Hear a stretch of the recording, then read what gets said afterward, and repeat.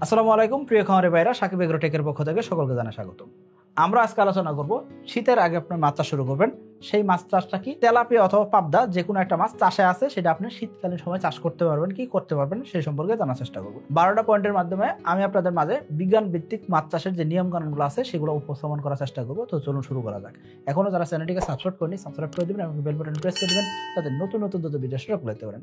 প্রথমে আসেন যে শীতকালীন সময় পুকুরের গভীরতা কমতে থাকে, তাই না? পানির গভীরতা কমতে থাকে কারণ কি ওই সময় পানিটা জলীয় বাষ্প হয়ে সেগুলো কুয়াশায় রূপান্তরিত হয়ে যায়। এই ক্ষেত্রে পুকুরে পানির গভীরতা কমতে থাকলে সেই ক্ষেত্রে দেখা যায় আমরা পাবদা মাছ সিলেক্ট করবো কিনা। পাবদা মাছের ক্ষেত্রে দেখা যায় যে এদের অক্সিজেন চাহিদা অনেক বেশি হয়। এখন অক্সিজেন চাহিদা যদি বেশি হয় সেক্ষেত্রে পানির গভীরতা কমতে থাকলে সেক্ষেত্রে পানিতে অক্সিজেন স্বল্পতা হবে।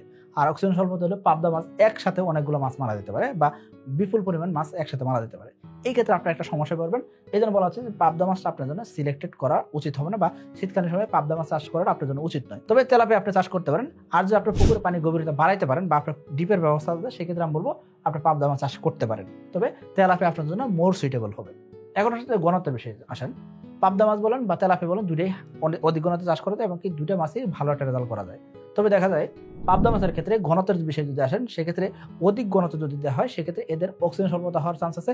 এই জন্য অনেক খামারি ভাইদের দেখছি রাতের বেলা অক্সিজেন ট্যাবলেট নিয়ে বসে থাকে, পুকুর পাড়ে তারা একটা ঘর তুলে রাখছে, তা ওই জায়গায় থাকে। কারণ কি কিছুক্ষণ পর চেক করতে হয় মাছ ভাসলো কিনা, মাছ ঘনত্ব হওয়ার কারণে মাছ খাইতেছে কিনা। এই সময় অক্সিজেন ট্যাবলেট না দিলে পাবদা মাছের বিশাল একটা ক্ষতি হতে পারে। কিন্তু তেলাপিয়ার ক্ষেত্রে কিন্তু এই জিনিসটা হয় না। তেলাপিয়ার মাছ সকালবেলা ভাসতে পারে ঠিক আছে, কিন্তু মাছ মারা যাবে না। আবার তেলাপিয়ার ক্ষেত্রে মাছ সকালবেলা যদি ভাসে সেই ক্ষেত্রে দেখা যায় এরা খাবারের প্রতি অরুচি দেখায় বা সকালবেলা খাবারটা তেমন একটা খাইতেছে না বা খাবারটা একটু দেরি করে খায়। যখন রোদ উঠছে তখন একটু করে খাবার খায়। এই জন্য দেখা যায় তাদের গ্রোথ একটু কিন্তু কম আসতে পারে। এখন রোগ ব্যাধি ব্যাপারে যদি আসেন, রোগ ব্যাধির ব্যাপারে বলবো যদি পাবদা মাছের ক্ষত রোগটা খুবই বেশি হয় এবং কি হোয়াইট স্পট রোগ, এই দুইটা জিনিস পাবদা মাছের ক্ষেত্রে খুব কমন একটা জিনিস হয় তারা। এর পাশাপাশি পুকুরে গভীরতা কমতে থাকলে ওই সময় মাছের পেট ফোলার সমস্যাও হইতে পারে। এই জন্য বলা হচ্ছে যে শীতকালীন সময় পাবদা চাষটা আমি বলে মনে করি যে সুইটেবল না। মোটামুটি ফেব্রুয়ারি মাসে অর্থাৎ বছর শুরুতে পাবদা এবং কি তেলাপিয়া দুইটা মাছেরই কিন্তু রেণুপোনা সংগ্রহ করা শুরু হয় এবং মার্চ মাসে এটা কিন্তু চাষে দেওয়া যায়। এখন তার মানে আপনি যদি শীতকালীন সময় চিন্তা করেন সেক্ষেত্রে আমি বলবো শীতকালীন সময় পাবদা মাছ চাষ আপনার জন্য উচিত নয়। তেলাপিয়া চাষ আপনারা করতে পারেন কারণ কি রোগ ব্যাধিটা কম হয়ে থাকে। এরপর সাঁতার ব্যাপারে যদি আসেন, নর্মালি পাবদা মাছ একটু অলস প্রকৃতির হয়ে থাকে। এরা ক্যাটফিশ জাতীয় মাছ, যেহেতু এদের নড়াচড়া কম হয়, অন্যদিকে এদের শরীরে আইস থাকে না, যার কারণে দেখা যায় এই মাছের সাঁতার কাটার তেমন একটা চাহিদা থাকে না বা এরা দ্রুত সাঁতার কাটতে পারে না। তেলাপিয়া দ্রুত সাঁতার কাটতে পারে, দ্রুত তারা খাবার রিসিভ করতে পারে। এর কারণে এদের খাবারের প্রতি চাহিদা বাড়ে, আর খাবারের প্রতি চাহিদা বাড়লে সেক্ষেত্রে দ্রুত খাবারটা খায়। এখন দ্রুত খাবার খাইলেও সেক্ষেত্রে যদি হজম যদি না হয় সেক্ষেত্রে কি হবে, হজম হওয়ার জন্য দেখা যাচ্ছে তেলাপিয়া কিন্তু খুব দ্রুত খাবার খাইতে পারে, দ্রুত হজম করতে পারে এবং কি দেখা যাচ্ছে তেলাপিয়া খাবার খাইতে খাইতে তারা কিন্তু মল ত্যাগের মাধ্যমে কিন্তু খাবারটা বের করে দিতে পারে এবং নতুন করে খাবার খাইতে পারে। কিন্তু পাবদার ক্ষেত্রে এই জিনিসটা হয় না। আবার অন্যদিকে দেখা যাচ্ছে পাবদা মাছের হজম শক্তি কম হওয়ার কারণে এদের পেট ফোলার সমস্যাটা হইতে পারে। এখন যদি গ্রোথের ব্যাপারে যদি আসেন, যে মাছ দ্রুত হজম করতে পারে সেই মাছের গ্রোথ তত ভালো হবে।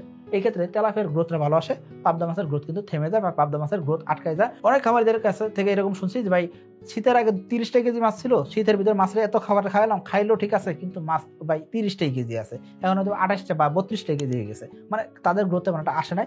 এই জন্য অনেক খামারিদের দেখছি ওই 2 মাসের খাবার খরচটা লোকসান হয়েছে এবং কি অনেক খামারিদের এরকম দেখছি খাবার খাইছে ঠিকই উল্টা আরো মাছের রোগ বেঁধে হয়েছে, মাছ তেমনটা বড় হয় নাই। তো এই সমস্যাগুলো ফেস করতে আমি দেখছি। তো এই জন্য বলবো পাবদা মাছটা আপনার জন্য শীতকালীন সময় চাষ উপযোগী নয়। এখন হচ্ছে খাদ্য গ্রহণের বিষয়ে যদি আসেন, নর্মালি দেখা যায় খাদ্য গ্রহণটা তাপমাত্রার উপর নির্ভর করে। ক্যাটফিশ জাতীয় মাছ যেহেতু পাবদা মাছ, এই পাবদা মাছ নর্মালি শীতের ভিতরে খাবারটা খাওয়া কমায় দেয় এবং কি তাদের তাপমাত্রার উপর নির্ভর করে। যেহেতু ক্যাটফিশ জাতীয় মাছ রাতের বেলা খাবার খাইতে পছন্দ করে, এই ক্ষেত্রে পাবদা মাছ রাতের বেলা খাবার খাওয়ার জন্য যখন আগ্রহ দেখায় কিন্তু দিন শেষে তাপমাত্রা কমে গেছে, কুয়াশা পড়ছে, ওই সময় কিন্তু পাবদা মাছ তেমন একটা খাবার খায় না। ওই সময় খাবার যদি গ্রহণ কমায় দেয় সেক্ষেত্রে এই মাছের রোগ ব্যাধি বাড়বে, স্বাভাবিক বিষয়। কিন্তু তেলাপিয়ার ক্ষেত্রে খাদ্য গ্রহণ বাড়ে এবং দিনের বেলা তারা যদি খাবার খায় দিনের বেলা অবশ্যই কম বা বেশি অবশ্যই সূর্য আলো ওঠে, ওই সময় কিন্তু নর্মালি তাপমাত্রা ভালো থাকে। এই ক্ষেত্রে তেলাপিয়া কিন্তু খুব সুন্দরভাবে খাবারটা খেয়ে নিচ্ছে। এর পাশাপাশি দেখা যাচ্ছে তেলাপিয়া মাছ 12°C তাপমাত্রা, পানি তাপমাত্রা 12°C চলে আসছে, এই সময় কিন্তু তেলাপিয়া খাবার খায় এবং কি তেলাপিয়াটাকে বলা হচ্ছে গার্বেজ ফিশ। এরা যে কোনো পরিবেশে যে কোনো জায়গায় কিন্তু বেঁচে থাকতে পারে, টিকে থাকতে পারে। এখন আপনি যখন কমার্শিয়াল চাষ করতেন সেক্ষেত্রে তাপমাত্রা ভালো আছে, পুকুরে তাপমাত্রা ভালো আছে, সেক্ষেত্রে আপনার মাছ দ্রুত খাবার খাচ্ছে, দ্রুত বড় হচ্ছে, এটা স্বাভাবিক বিষয়, এটি আপনার হওয়া উচিত। কিন্তু পাবদা মাছের ক্ষেত্রে দেখা যাচ্ছে তাপমাত্রা কমে গেছে, মাছের গ্রোথ থেমে গেছে, মাছ বড় হচ্ছে না, আপনি যেই খাবারটা দেন সেই খাবারটা ওয়েস্ট হচ্ছে। তো এই জন্য আমি পাবদা মাছটাকে শীতকালীন সময়ে চাষ হিসেবে ভুল সিদ্ধান্ত হিসেবে আমি কাউন্ট করার চেষ্টা করবো। এরপর অ্যামোনিয়া জনিত সমস্যা, নর্মালি দেখা যায় যে পুকুরের অ্যামোনিয়া বাড়বে, এটা স্বাভাবিক। শীতকালীন সময় অ্যামোনিয়া তৈরি হবে, আর অ্যামোনিয়া যেই মাছগুলো সহ্য করতে পারে সেই তার ভিতরে দেখা যাচ্ছে তেলাপিয়া, পাঙ্গাস এই ধরনের মাছ কিন্তু অ্যামোনিয়া সহনশীল বেশি হয়। তবে ক্যাটফিশ জাতের মাছ কিন্তু সহজে অ্যামোনিয়া সহ্য করতে পারে না, এবং কি যখন অ্যামোনিয়া বাড়তে থাকে সেক্ষেত্রে অ্যামোনিয়ার পাশাপাশি পুকুরে পরিবেশ নষ্ট হয়, এবং অ্যামোনিয়ার পাশাপাশি দেখা যাচ্ছে আপনার পুকুরে অক্সিজেন স্বল্পতা হওয়ার একটা চান্স থাকে। আর এই সময় পাবদা মাছের অক্সিজেন স্বল্পতা হলে দেখা যাচ্ছে অনেক মাছ মারা যেতে পারে। সেই জন্য বলবো যে পাবদা মাছটা শীতকালীন আগে চাষে দেওয়া অবশ্যই উচিত নয়, এবং কি যারা আগে চাষে দিয়ে রাখছেন তাদের আমি বলবো যে শীতের আগে মাছটা আপনি বিক্রি করে দেন। যদি 25টা 30টা কেজি থাকে সেক্ষেত্রে অবশ্যই বিক্রি করবেন। যদি আপনার মাছ 30-35টা বা 40টা কেজি থাকে সেক্ষেত্রে বলবো আমি আপনাকে মাছ অর্ধেক হারভেস্ট করে বিক্রি করাটা আপনার জন্য ভালো হবে, অথবা আপনি চাইলে পুরোটা মাছ বিক্রি করতে পারেন, সেক্ষেত্রে ভালো হবে। কারণ কি মাছের পিছনে এত পরিশ্রম করে বা আপনি যদি নতুন খামারি হন সেক্ষেত্রে আপনার জন্য লাভ বের করাটা খুবই কঠিন হয়ে দাঁড়াবে। এখন হচ্ছে মৃত্যু হারের বিষয় বললাম। মৃত্যু হার বারংবার বলতেছিলাম যেটা কি অক্সিজেন স্বল্পতা হলে পাবদা মাছ মারা যায়, কিন্তু অক্সিজেন স্বল্পতা হলে তেলাপিয়া কিন্তু তেমন একটা মারা যায় না। এবং কি আমরা যারা শীতের আগে পাবদা চাষ করার চিন্তা করি তাদের ক্ষেত্রে অনেকেই দেখি যে শীতের ভিতরে মাছ মারা যাচ্ছে, মাছের কোনো শরীরে কোনো দাগ নাই বা কোনো ধরনের সমস্যা নাই, মাছ মারা যাচ্ছে। কারণ কি, যেহেতু এদের শরীরে আইস থাকে না, ক্যাটফিশ জাতের মাছ, এই ক্যাটফিশ জাতের মাছের বিভিন্ন ধরনের সমস্যা তৈরি হইতে পারে, আর এই কারণে মাছের মৃত্যু হওয়ার একটা চান্স থাকে। এখন হচ্ছে পুরুষ মহিলা বিষয়ে যদি আসেন, পাবদা মাছের ক্ষেত্রে মহিলা মাছটা বেশি বড় হয়।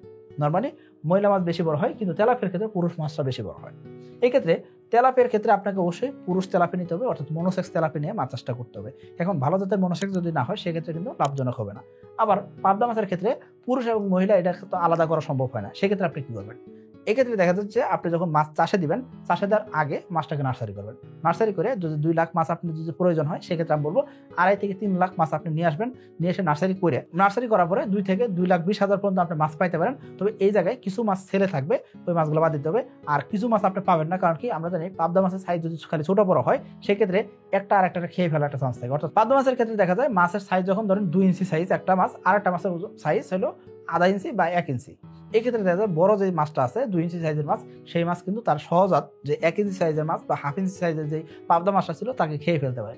এই জন্য দেখা যাচ্ছে আপনার মাছ কিন্তু সঠিক পরিমাণে পাবেন না। এটা একটা কিন্তু মোস্ট চ্যালেঞ্জিং একটা বিষয়। শীতের আগে তো অবশ্যই ভালো মানের পোনা পাওয়া সম্ভবই না পাবদা মাছের ক্ষেত্রে। এই জন্য বলবো শীতকালীনের আগে যারা পাবদা মাছ চাষ করার চিন্তা ভাবনা করছেন তাদের আমি বলবো এই কাজটা আপনাদের ভুল ডিসিশন হবে। আপনারা একটু অপেক্ষা করেন, সামনে ফেব্রুয়ারি মাস আসতে, ফেব্রুয়ারি মাসে নতুন করে ডিম পোনা শুরু হবে, আর মার্চ মাসে আপনারা নতুন পোনা দিয়ে মাছ চাষ শুরু করতে পারেন পাবদা মাছের ক্ষেত্রে। এই জন্য বলবো আপনারা চাইলে তেলাপিয়াটা সিলেক্ট করে মাছ চাষে দিতে পারেন। এখন পরিচর্যার বিষয়ে বলবো আমি পাবদা মাছের নিবিড় পরিচর্যা ছাড়া পাবদা মাছ চাষ করা উচিত না, এবং পুরাতন খামারি যদি না হন সেক্ষেত্রে আমি বলবো পাবদা মাছ চাষ করা আপনার জন্য কোনোভাবে উচিত না। শীতকালীন সময় আরো বেশি ডিফিকাল্ট হয়ে যায়, প্রকৃতি আরো বেশি প্রতিকূল অবস্থায় থাকে। এই জায়গায় প্রকৃতির সাথে মানে বিরূপ পরিবেশের সাথে খাপ খায় না, খুবই কঠিন একটা বিষয় হয়ে যায়। এই জন্য বলবো আপনার চাইলে তেলাপিয়া চাষ করতে পারেন, যেহেতু তেলাপিয়ার শরীরে আইস আছে এবং রোগ ব্যাধি কম হয়। এই মাছ যেহেতু অধিক গণতে চাষ করতে, এবং কি এই তেলাপিয়া চাষ যেহেতু আমরা জানি যে সহজ, নিরাপদ, এবং যে কোনো খামারি মাছ চাষটা করতে পারেন। আর পাশাপাশি সাকিব এগ্রোটেকের যদি তেলাপিয়া নেন, এসে তেলাপিয়া নেন, সেক্ষেত্রে তো একটা সহায়ক বই তো পাবেনই। আর পাশাপাশি আপনারা যে কোনো সময় আমাদের সাথে যোগাযোগ করে কিন্তু মাছ চাষটা করতে পারেন। শুধুমাত্র সাকিব এগ্রোটেক থেকে নিতে পারবেন না, বাইরের জায়গা থেকে আপনি পুনরায় মাছ চাষ করতে পারেন। তবে আমি বলবো আপনাকে কোনোভাবে শীতকালীন সময়ে পাবদা চাষটা আপনার জন্য উচিত হবে না। আশা করি আপনারা বুঝতে পারছেন। সবাই ভালো থাকবেন, সুস্থ থাকবেন। আসসালামু আলাইকুম।